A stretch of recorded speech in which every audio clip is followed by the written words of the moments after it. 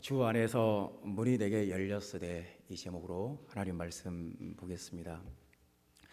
우리는 눈에 보이는 세계가 있는데, 눈에 보이는 세계가 전부가 아니라는 것을 잘 알고 있습니다.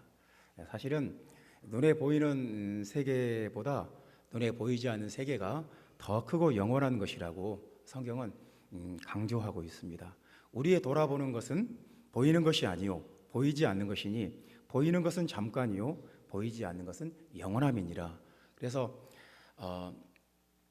사실상 옛날 뉴턴의 고전 물리학으로 설명되던 세계가 아니에요. 지금은 이제 아인슈타인의 상대성 원리에 의해서 이 양자역학으로 설명되는 세계지. 그러니까 이 과학도 물리학도 눈에 보이지 않는 세계가 더 근본적이다. 과학도 그것을 말하고 있어요. 성경이 2000년 전에 벌써 말을 했을 뿐입니다. 그러니까 영적인 세계가 있다는 거예요. 영적인 차원이 있고, 하나님이 역사하시는 하나님의 차원이 있다는 것을 성경은 굉장히 중요하게 강조해서 말씀하십니다. 그래서 눈에 보이는 세계는 실체가 아니고 그림자다. 보이지 않는 세계가 실체다. 보이지 않는 세계가 있으니까 그 세계의 그림자가 지금 우리 눈에 보이는 세계고, 눈에 보이지 않는 그 영적인 차원이 있다는 것을 성경이 말씀하고 있습니다. 그래서 그 영적인 차원이 가장 확실하고 가장 실제적인 거예요. 그래서 오늘 그 본문의 말씀에 보면 문이 내게 열렸으되 이렇게 말씀합니다. 내가 열었다고 말씀하지 않고 열렸다라고 말합니다. 그 성경에 하늘 문이 열린다는 말이 많이 나오는데요, 한 번도 열었다는 말이 없어요. 열렸다고 그래요. 그러니까 하나님이 열어주셔야 되는 세계가 있어요. 그래서 우리가 교회에 모일 때 예배에 뭐가 중요하냐? 하늘문이 열리는 거예요. 찬양할 때 뭐가 정말 중요하냐? 음정박자 정확히 맞고 아주 예쁜 목소리로 찬양하는 것 중요한데, 더 중요한 것은 찬양할 때 문이 열리는 거예요. 하나님이 그 찬양을 듣고 문을 열어주시는 거예요. 교회 말씀을 들을 때 말씀을 얼마나 논리적으로, 얼마나 지식적으로 전하는 중요한데, 더 중요한 것은 그 말씀을 들을 때 하나님이 그 말씀을 통해서 문을 열어주시는 거예요. 기도할 때 뭐가 중요하냐? 우리가 오랜 시간 기도하고 우리가 미사여구를 섞어가면서 아주 경건한 태도로 기도할 수 있는데, 기도할 때 가장 중요한 것은 기도할 때 하늘문이 열리는 거예요. 기도할 때 하늘이 열리고 하나님의 음성이 드러나고 하나님의 뜻이 드러나고. 바울은 그 드로아라는 도시, 우리가 알고 있는 도시입니다. 트로이의 목마라고 할 때 그 트로이가 드로아입니다. 지금의 그 터키 남부 해안 도시인데요, 드로아에 이르렀을 때 문이 열렸다고 그래요. 하나님이 문을 열어주셨다. 바울은 복음 전하는데 전문가예요. 바울은 어느 도시든지 가면 이 도시에 어느 모임에 가서, 어느 단체에 가서 복음을 전하면 가장 효과적으로 복음을 전하겠다. 어느 도시에 가서 복음을 전하면 그 어떤 도시가 지금 거점 도시고 그 도시를 통해서 그 전체의 복음이 퍼져나가겠구나. 전문가입니다. 어떻게 사람들을 설득할 줄도 알고요, 어떻게 그 사람에게 어떤 말을 해야 될지 정확히 아는 사람이고, 말로는 한 번도 지는 법이 없어요. 그럼에도 불구하고 바울이 하는 말이, 자기가 복음을 전할 때 하나님이 문을 열어주셨다는 거예요. 그러니까 전도할 때도 하나님이 열어주셔야 돼요. 내가 아무리 말을 잘하고 아무리 열심히 해도 하나님이 영적인 세계를 열어주셔야 또 전도가 되고 복음이 전파되고 그랬다는 거예요. 그러니까 오늘 본문에서 문이 열렸다는 말이 굉장히 중요한 말입니다. 오늘 우리가 이제 본문에서 생각해 봐야 될 말씀은, 영적인 세계가 열린 사람이 있고 영적인 세계가 열리지 않은 사람이 있다는 거예요. 교회도 마찬가지예요. 영적으로 확 열린 교회가 있고 영적으로 열리지 않은 교회가 있어요. 그래서 똑같은 시간과 공간 속에 살고 있지만 더 실제적이고 더 확실하고 더 분명하고 더 강한 세계가 열린 사람과 그렇지 않은 사람이 있다는 것이 오늘 본문의 말씀입니다. 땅에 살지만 우리가 비록 육체를 가지고 땅에 살지만 그 영적인 차원이 그 문이 우리에게 열릴 수 있다는 것이 오늘 본문이 우리에게 하시는 말씀인데요. 첫 번째, 하늘이 열린 사람은 이제 어떤 사람이냐? 14절 말씀에 이기게 하신다라고 말씀합니다. 이기게 하신다. 우리 14절 말씀 다 같이 읽어봅니다. 항상 우리를 그리스도 안에서 이기게 하시고 우리로 말미암아 각처에서 그리스도를 아는 냄새를 나타내시는 하나님께 감사하노라. 이긴다는 말은 성경에서 구원받는다는 말하고 똑같습니다.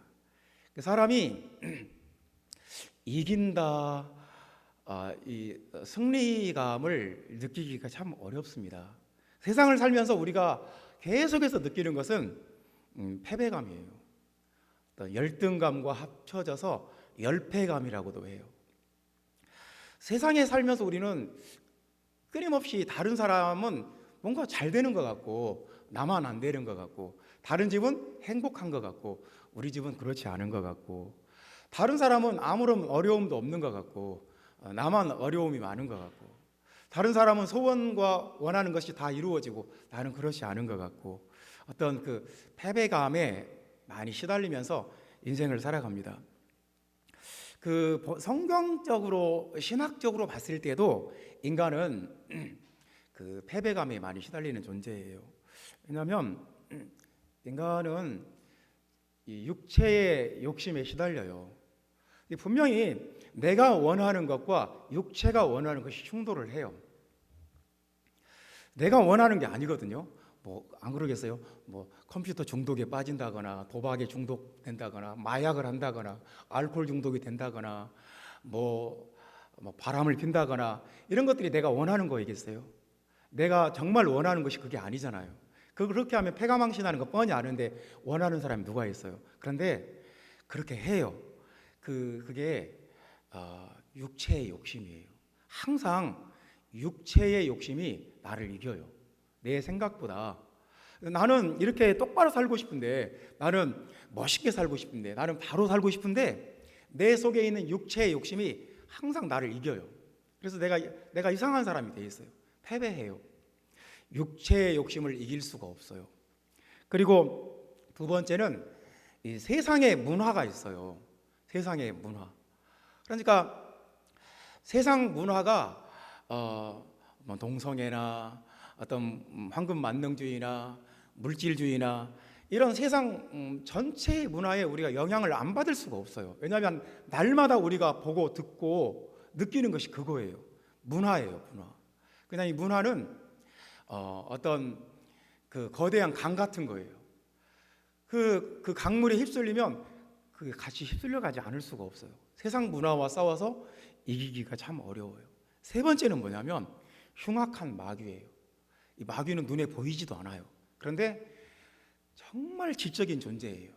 필요하면 변장할 줄도 알고요, 가장할 줄도 알고, 속일 줄도 알고, 또 협박할 줄도 알고, 또 유혹할 줄도 알고, 시험할 줄도 알고, 못하는 게 없어요. 이 마귀는 인간의 약점을 너무너무 잘 알아요. 그래서 인간을 꾀이고 속이고 협박하고 공갈치고 죽이고 도적질하고 멸망시키고 전문가예요. 눈에 보이지도 않아요. 어디에 있는지도 모르겠어요.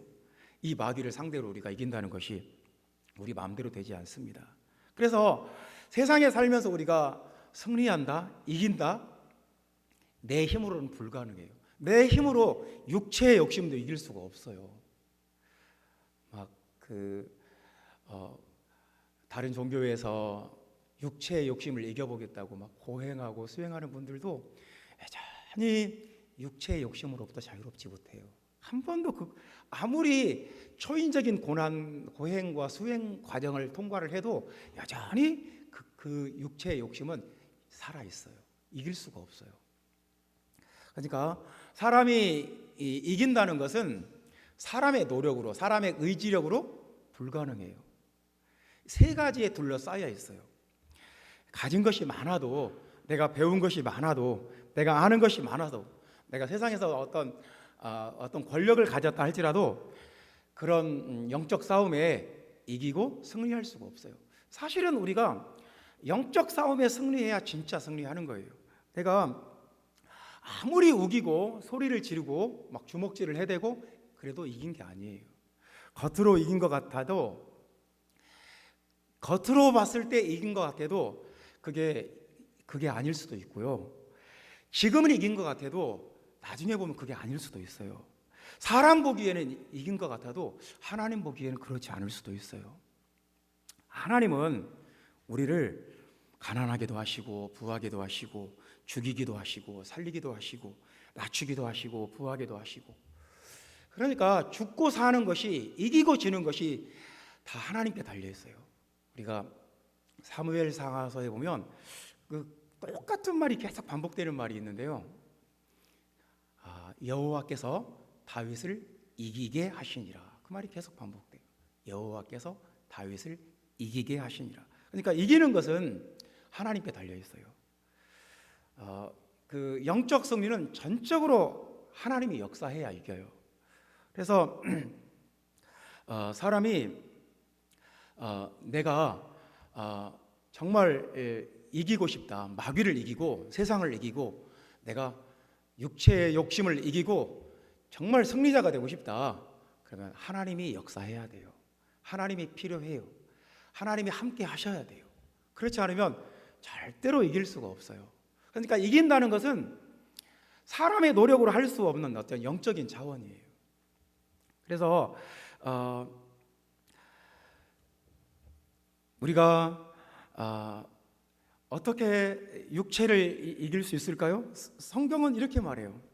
성령을 따라 행하라. 그리하면 육체의 소욕을 이루지 아니하리라. 육체를 이기는 유일한 방법이 성령을 따라 행하는 거예요. 하나님의 성령이 역사하면 육체를 이겨요. 그러니까 육체를 이긴다는 것이 얼마나 복잡한 문제냐면, 어떤 종교에서는 엄격한 수행과 고행을 제한해요. 이렇게 한번 해봐라. 그리고 이슬람 같은 나라는 사회 전체를 엄격하게 통제해요. 샤리아 율법이라는 그 법으로 그냥 바람 피면 막 모든 동네 사람들 다 불러놓고 그 앞에서 죽기 직전만큼 때려버려요. 그냥 도둑질하면 손을 잘라버린다든가, 그냥 교도소에 가둬놓고 그냥 그런 식이 아니에요. 정말 살벌한 법을 가지고 억압을 해요. 그렇다고 그래서 육체의 욕심이 끝나는 게 아니에요. 성경은 이렇게 말해요. 성령을 따라 행하라. 우리 성령 충만하면 굳이 육체의 욕심을 따를 필요가 없어요. 이번에 그 버나드 목사님이 이렇게 세미나를 할 때 그렇게 얘기를 해요. 어떤 사람이 자기한테 그렇게 질문한대요. 목사님, 성경에 담배 피면 지옥 간다는 말이 있습니까? 이렇게 물어본대요. 성경에 담배라는 단어도 없어요. 그렇지 않습니까? 예수님 당시에는 담배라는 그 단어 자체가 없었던 것 같아요. 우리도 임신한 이후에나 담배가 들어왔지요. 그렇게 물어본 사람들, 목사님, 성경에 술 먹으면 지옥 간다고 나옵니까? 물어본대요. 그래, 성경에서 술 먹으면 지옥 간다는 말은 없어. 근데 이렇게 말씀하는 거예요. 우리가 성령이 충만하면 그런 데 관심이 없어집니다. 성령이 충만하면 술 마실 생각이 없어져. 술을 마실 필요가 없어요. 아니, 우리가 성령이 충만하고 내 마음에 기쁨이 넘치고 하나님의 임재가 가득한데 술 생각이 날까요? 내가 마음이 답답하고 뭔가 괴로운데 술이나 먹어야겠다. 아니, 성령 충만하면 그게 다 사라져 버리는데, 마음에 기쁨이 넘치는데, 모든 문제가 해결되는데, 좀 머리가 띵하고 뭔가 좀 니코틴이 필요해. 아니, 성령이 충만한데 담배가 필요하겠냐고요. 이렇게 설명하더라고요. 그러니까 이건 술, 담배에만 해당되는 게 아니고 성령이 충만하면 우리 인간이 중독되는 거, 게임 중독, 도박 중독, 마약, 이런 것들이 중독될 필요가 하나도 없어요. 다 해결돼 버려요. 성령 안에서 그 모든 필요가 그런 것들이 끌리거나 땡기거나 원하는 마음이 없어져 버려요. 그 자체가 필요가 없어요. 형제자매 여러분, 성령이 역사하면 영적인 차원에 들어가기 때문에 우리가 이겨요. 육체의 소욕을 이기게 되고, 우리가 세상을 어떻게 이깁니까? 대저 하나님께로서 난 자마다 세상을 이기느니라. 세상을 이기면 이것이니 우리의 믿음이니라. 우리가 예수님 믿고 물과 성령으로 거듭나면 세상을 이깁니다.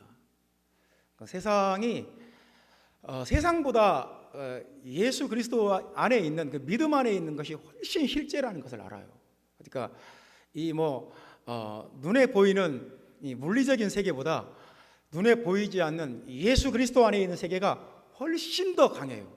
막강해요. 비교할 수가 없어요. 그래서 세상을 이길 수 있어요.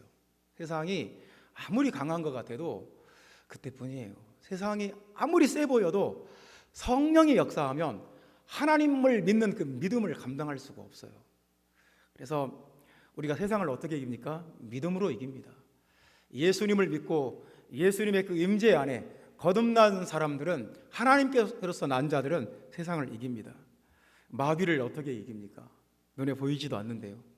이거 힘으로 이기겠습니까? 말로 이기겠습니까? 이거 총으로 이기겠습니까? 칼로 이기겠습니까? 요한일서 2장 15절에는 너희가 악한 자를 이기었음이라 이렇게 말씀합니다. 너희가 흉악한 자를 이기었다. 우리가 예수 그리스도의 임재 안에 들어가면, 하늘 문이 우리에게 열리면, 영적인 세계가 열리면 하나님이 우리와 함께하기 때문에 마귀가 우리를 어떻게 할 수가 없어요.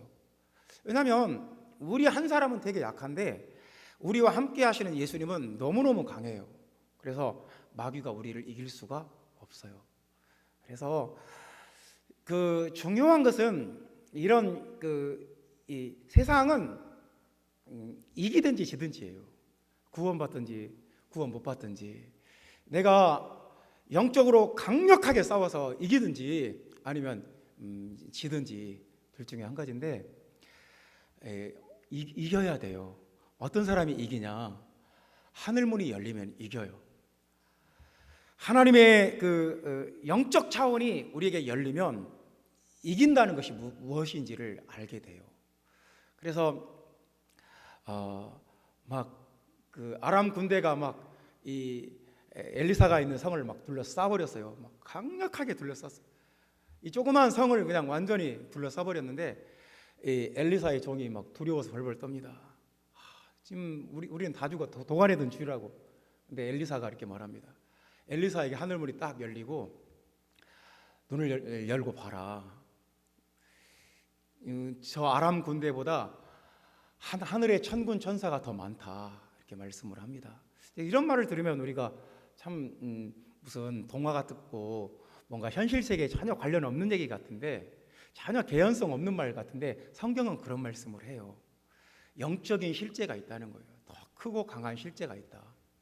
그래서 우리는 이겨야 되는 사람들인데, 성경에 그랬어요. 요한계시록에 보면 계속 이기는 자가 하늘 보좌에 앉게 되고, 이기는 자가 하나님 나라에 들어오게 되고, 이기는 자에게 주님이 축복을 주고, 이기는 자에게 주님과 함께하고, 이기는 자라는 말이 7번, 8번 나옵니다. 근데 어떤 사람이 이기냐? 영적인 문이 열리면 하나님이 이기게 하십니다. 우리 힘으로 이기는 게 아니에요. 이기게 하시는 거예요.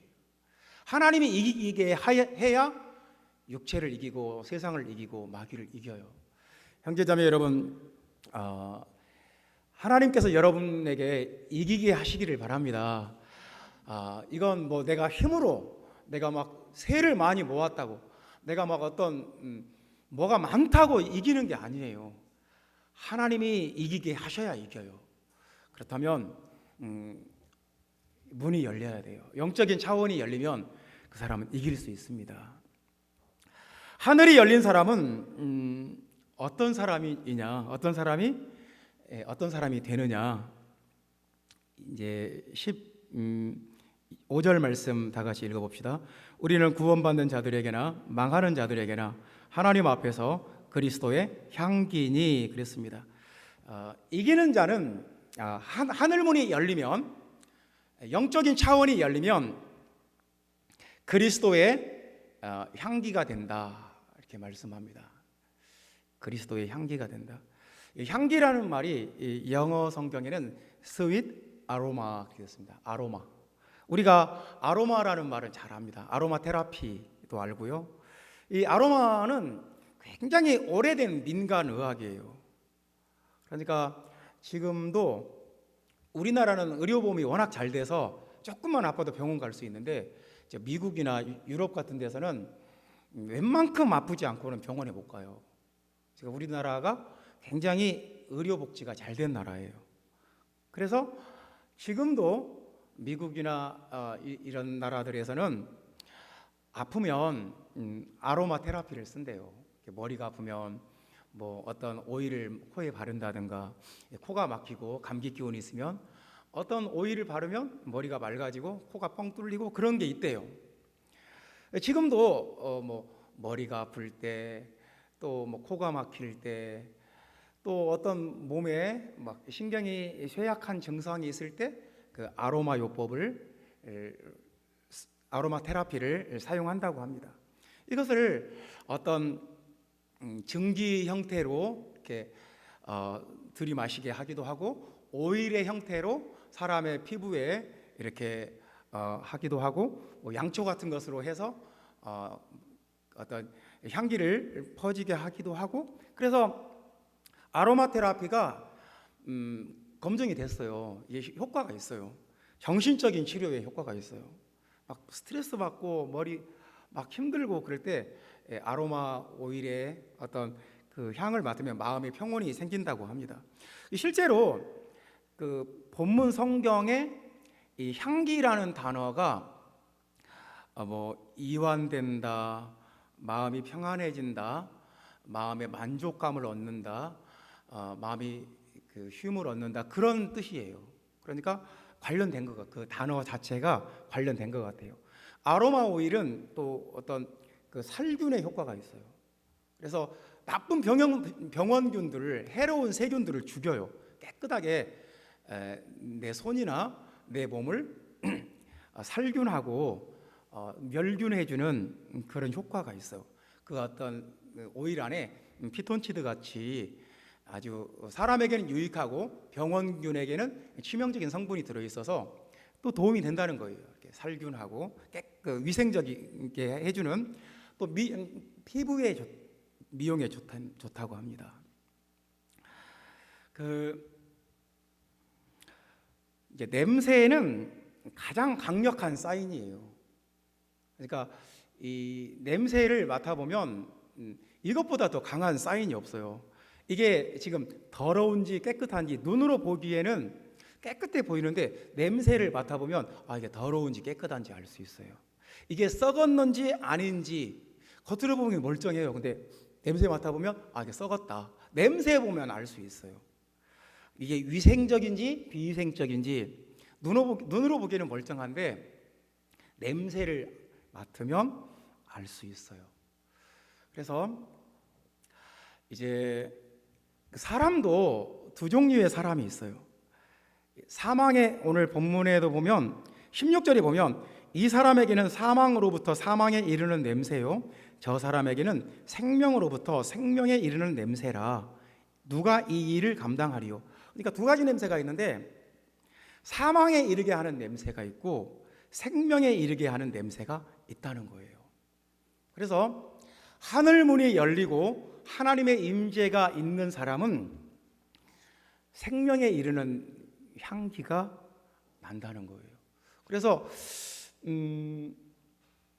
우리에게 하나님의 임재가 있으면 그건 참 중요해요. 우리에게 하나님의 임재가 있고 하늘 문이 우리에게 열리면 우리를 통해서 예수 그리스도를 나타내는, 예수 그리스도를 아는 냄새가, 그 향기가, 아로마가 나타나요. 그래서 사람들이 와요. 버나드 목사님이 지난 4월 셋째 주에 부안 변사 안에서 우리가 호텔을 얻어놓고 세미나를 했는데요.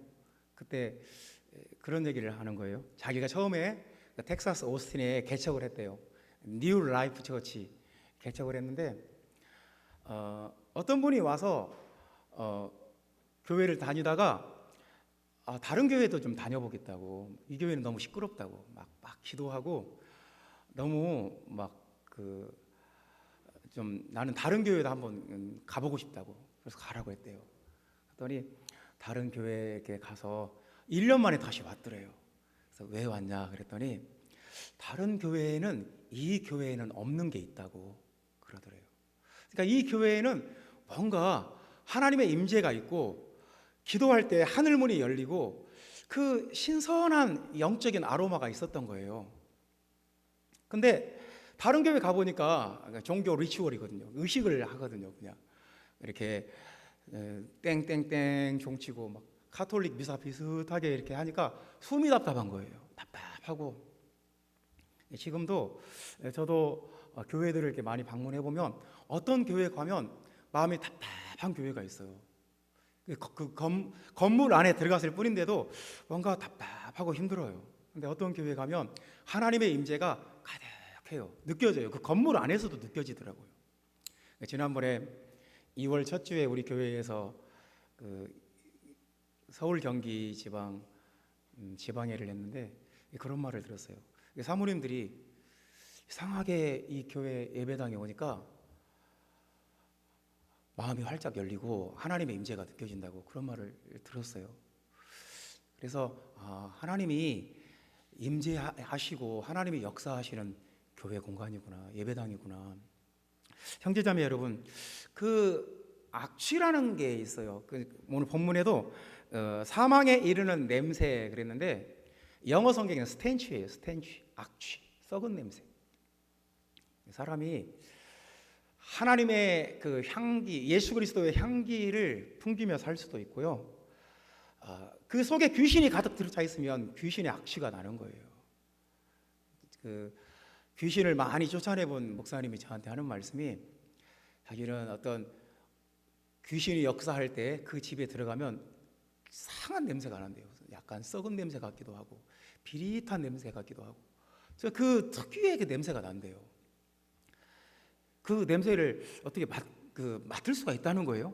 그러니까 냄새의 차원은 물리적인 차원이기도 하지만 영적인 차원인 것 같기도 해요. 어떤 그 냄새는 우리 뇌로 바로 들어가잖아요. 그래서 이 냄새가 냄새 분자에 의해서 나기도 하지만 어떤 영적인 것에서 나는 냄새도 있구나. 그래서 참 중요해요. 내가 우리 교회가 하늘이 열리고 하나님의 임재가 가득하면 사람들이 냄새를 맡아요. 저 교회에 뭐가 있다. 뭔가 내가 원하는 곳이 저기에 있는 것 같다. 냄새로 알고 찾아와요. 근데 왔는데 이곳이 그냥 하나님의 임재는 하나도 없고 하늘이 열린 것은 하나도 없고 그냥 인간들끼리 모여서 그냥 뭔가 종교의식을 하고 있어요. 그러면 이제 실망하고 가는 거죠.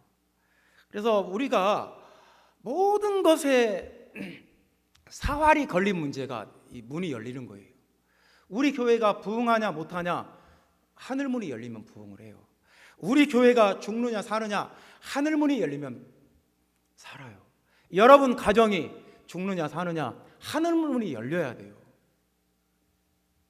하늘문이 열리면 이상한 일이 일어나요.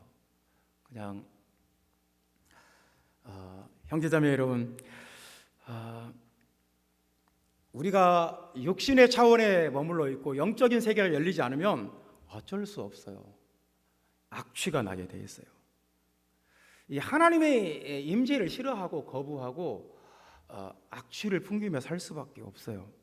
그래서 오늘 본문에도 이런 말씀하지 않습니까? 누가 이 일을 감당하리요? 자기 속에 육신적인 것이 육신으로 가득하고 세상 죄가 가득하고 귀신과 마귀가 가득 차 있는데 향기를 품을 수가 없어요.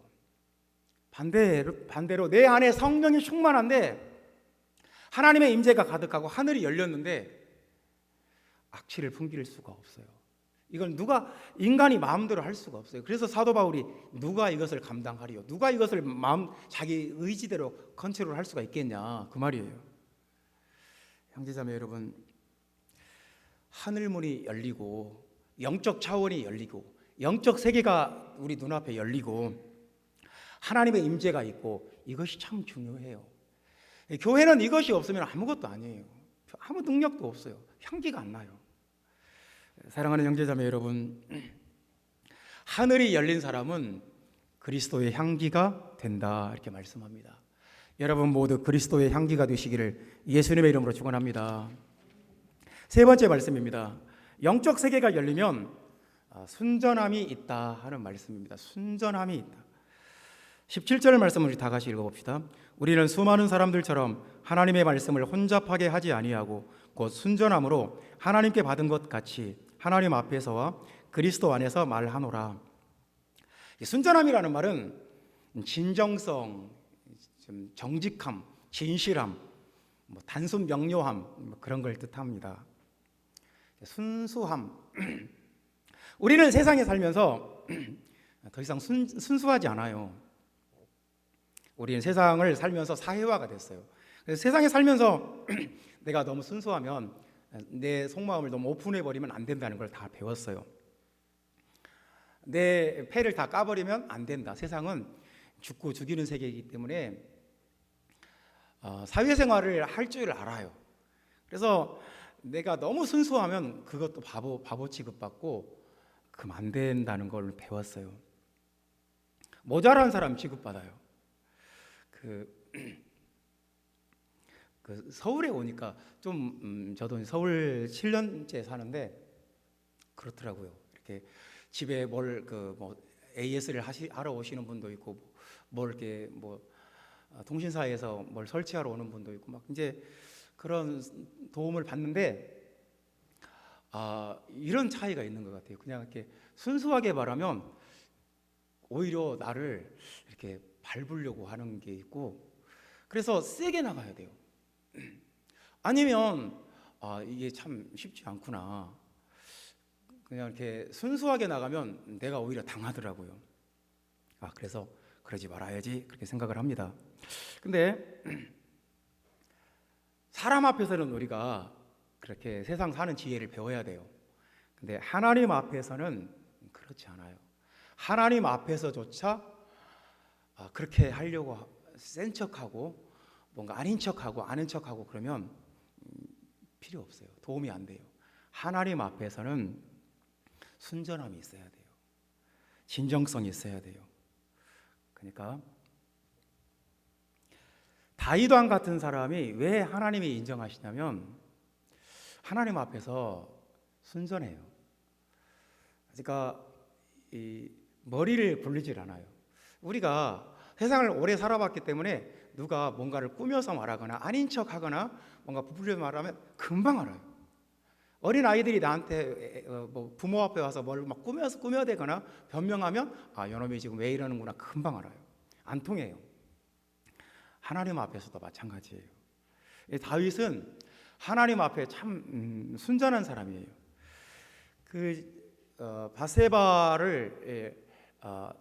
바세바에게 범죄하고 나단 선지자가 와서 다윗 왕에 지적을 해요. 그렇게 했을 때 다윗이 자신의 죄를 인정해요. 그냥 이렇게 변명하고 내가 어쩔 수 없이 그랬다. 내가 그런 게 아니라 그 사람이 나를 유혹을 했다. 이렇게 막 이렇게 꾸며대고 넘어가려고 하질 않아요. 시편 51편에 보면 다윗 왕이 회개하는 말씀이 나오는데 거기에 죄라는 단어가 11번 나와요. 내가 확실히 죄 지었다. 내가 죄 지었다. 내가 죄 가운데 태어났고 내가 한 것은 죄가 맞다. 내가 하나님 앞에 범죄했다. 이 범죄, 죄, 나는 죄인이다. 최소한 11번 나와요. 확실히 인정을 해요. 이게 순전함이에요. 그러니까 세상에서 가장 용감한 사람은 어떤 사람이냐면 내가 잘못했다, 내가 실수했다, 내가 부족했다, 내가 잘못했다 인정할 줄 아는 사람이 가장 용감한 사람이에요. 용기 있는 사람이에요. 하나님 앞에서는 우리가 순전해야 돼요. 하나님과 교회 앞에서조차 우리가 막 세상에서 머리 쓰면서 사는 방식으로 하면 안 통해요. 이 다윗 왕은 얼마나 순전한 사람이냐면 언약궤가 예루살렘으로 돌아올 때 춤을 추었어요. 그래서 막 옷이 홀로덩 벗어질 때까지, 그냥 속옷이 보일 때까지 막 뛰면서 춤을 췄어요. 얼마나 하나님 앞에서 순수한 겁니까? 아닌 척 하지 않잖아요. 그냥 내가 왕으로서 채통과 위엄을 지켜야지, 그렇게 하지 않잖아요. 그냥 막 너무 좋으니까 하나님 앞에. 그러니까 이런 몇 가지를 봤을 때 다윗 왕은 하나님 앞에 왕이었지만 순수한 사람이었어요. 세상을 많이 살아봤고 세상에서 쓴맛 단맛 다 겪어봤지만 아닌 척하거나 이놈들 막 그런 사람이 아니었어요. 그러니까 오늘 본문에 순전함과 반대되는 말이 있는데 혼잡함이에요. 17절 말씀에 우리는 수많은 사람들처럼 하나님의 말씀을 혼잡하게 하지 아니하고, 혼잡하다는 말은 뭐냐면 옛날에 보따리 메고 다니면서 장사하는 사람들이 있었어요. 근데 속여요. 겉에는 좋은 물건을 넣고 밑에는 나쁜 물건을 깔아요.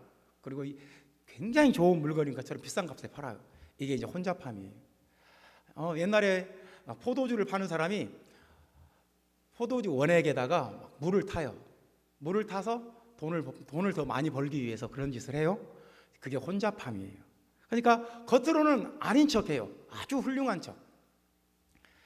그러니까 하나님 앞에서는 무엇을 하든지 진정성이 있어야 돼요. 이렇게 교회 앞에서는 진정성이 있어야 돼요. 예배를 드릴 때 진정성이 있어야 돼요. 신령과 진정으로 예배를 드리라고 그랬어요. 진정으로. 하나님 앞에서 내가 얼마든지 경건한 척 할 수 있고요, 의로운 척 할 수 있고, 영적인 척 할 수 있어요. 사람들 앞에 내가 믿음 좋은 척 할 수 있고요, 영적인 척 할 수 있어요. 그게 혼잡함이에요. 하나님 앞에 혼잡한 거고 사람들 앞에서 혼잡한 거예요. 그런데 예수님은 이렇게 말씀하십니다. 하나님 앞에서 어린아이와 같이 하나님 나라를 받들지 아니하면 결단코 하나님 나라에 들어가지 못하리라. 이 어린아이가 뭡니까? 어린아이처럼 순전해야 한다는 거죠. 어린아이와 같지 않고 막 아주 영적인 척해요. 그냥 막 경건한 척해요. 경건의 모양은 있고 경건의 능력은 없어요. 그러면 이건 안 통해요. 하나님께도 안 통하고 교회에도 안 통해요. 절대로 통하지 않아요. 하나님과 교회 예배를 드릴 때, 같이 하나님 앞에 기도할 때, 모든 일 할 때 순전함이 필요해요. 순전해야 돼요. 그런데 이 순전함은 아무나 못해요. 자기 자신의 진짜 모습을 오픈하려면 용기가 있어야 돼요. 경건의 능력이 없으면 우리는 하나님 앞에서도, 교회 앞에서도 외식하고 무슨 그런 척하고 아닌 척하고 아는 척하고 그냥 죽을 때까지 척척척 하면서 살아요. 이게 굉장히 모자란 모습이에요. 그게 굉장히 이 사람이 아주 처세술에 등하네, 그런 게 아니에요. 굉장히 부족한 거예요. 그래서 어떤 사람이 순전할 수 있느냐? 하늘문이 열려야 돼요. 하늘문이 열리고 영적인 차원이 열리면 굳이 내가 막 나를 이렇게 포장하고 나를 막 위장하고 막 외식하고 이렇게 할 필요가 전혀 없어요. 그래서 어떤 사람이 진정성이 있는 사람이냐, 순전한 사람이냐, 영적 차원이 열려야 돼요. 영적인 세계가 열려야 돼요. 오늘 본문의 말씀이 우리에게 주시는 말씀은 영적인 차원이 있다는 거예요. 복음을 전할 때도, 찬양을 할 때도, 기도할 때도, 말씀을 들을 때도, 예배로 모일 때, 하나님의 일을 할 때 모든 것에서 하늘이 열려야 된다는 거예요. 하늘이 열리지 않으면 아무것도 아니라는 거예요. 하늘이 열린 사람은 어떤 사람이냐? 이기는 능력이 있다는 거예요. 하나님이 이기게 하신다. 세상이든 마귀든 귀신이든 육체의 정욕이든 그 어떤 것이든지 이기게 하신다. 하나님께만 그것이 있어요. 하나님이 이기게 해야 이겨요. 다윗 왕이 왜 이겼냐? 하나님이 이기게 했기 때문에 이긴 거예요. 아름다운 교회가 갑절로 부흥하고 갑절로 능력이 나타나고 갑절로 축복받는 교회가 되기를 주 예수 이름으로 축원합니다. 하나님이 이기게 하시면 돼요. 그러려면 문이 열려야 돼요. 우리가 문이 열리면, 영적인 차원이 열리면 그리스도의 향기가 돼요. 이상하게 영적인 그 신령한 냄새가 나요. 신령한 향기가 나요. 우리 표정과 우리의 행동과 우리의 모든 모습 속에서 사람의 냄새가 아니라 예수님의 향기가 나게 돼 있어요. 왜냐하면 우리 안에 예수님이 계시니까. 그래서 우리 교회에서 그리스도의 향기가 강하게 나면 사람들이 와요. 왔다가 떠나질 않아요. 갔다가도 다시 와요. 그리스도의 향기가 교회 안에 있기를 예수님의 이름으로 축원합니다. 하늘문이 열린 사람은 순수해요. 굳이 뭐 자기를 위장하고 꾸미고 아닌 척하고 그럴 필요가 전혀 없어요. 오픈해도 돼요. 왜냐하면 하늘문이 열렸기 때문에 그래요. 다윗 왕처럼 하나님 앞에 순수한 사람, 하늘이 열린 사람 되시기를 예수님의 이름으로 축원합니다. 기도하겠습니다.